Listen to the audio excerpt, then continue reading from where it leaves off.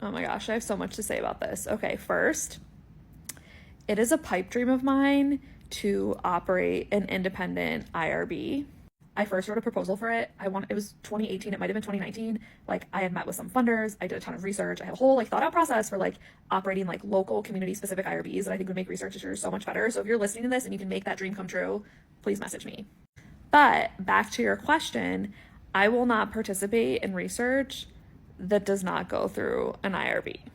So what that means in my business is if someone's like, no, we want to do this as a research study, we want to do research, big R capital research, I find a university partner and we go through the university's IRB. Period, end of sentence. Otherwise, I'm only doing evaluations, I'm not doing research. When I was doing my proposal for an independent IRB, I looked up the independent IRBs that are out there, because there are I would call them pay for play, whatever that expression is, where you can give people money to go through their IRB process, and they honestly just seemed kind of sketchy and not really that thorough or thoughtful, which I did not like.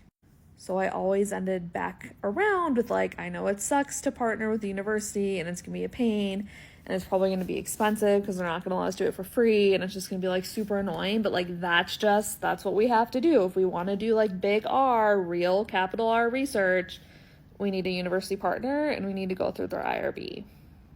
I don't know what companies do. I know that there are companies that create their own IRBs. You can make an IRB. That's obviously, that's how there are independent IRBs. There's tons of guidelines for how you create one online, the requirements of who participates on the IRB. You can make an IRB.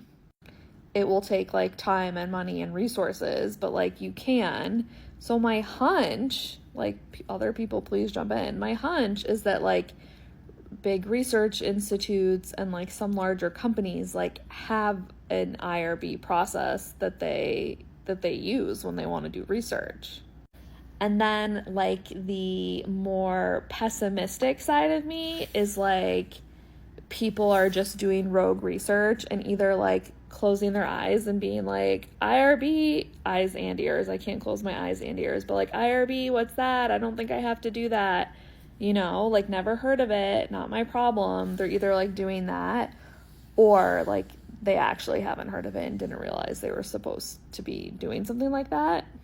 But generally speaking, if you read about what's required, when IRBs are required, anything involving human subjects research needs to go through an IRB. It doesn't matter big and fancy or small and makeshift, you should still be going through an IRB.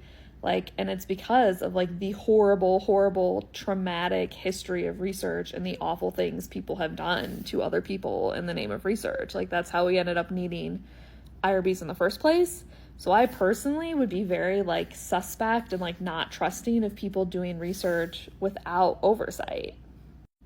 And I think that even if you are doing evaluation to get around this researchy requirement thing, I think it's super important to still have informed consent and make sure you're not hurting people and be transparent and basically do all the steps you would do for an IRB anyways, just because that's the right thing to do for humans and data collection.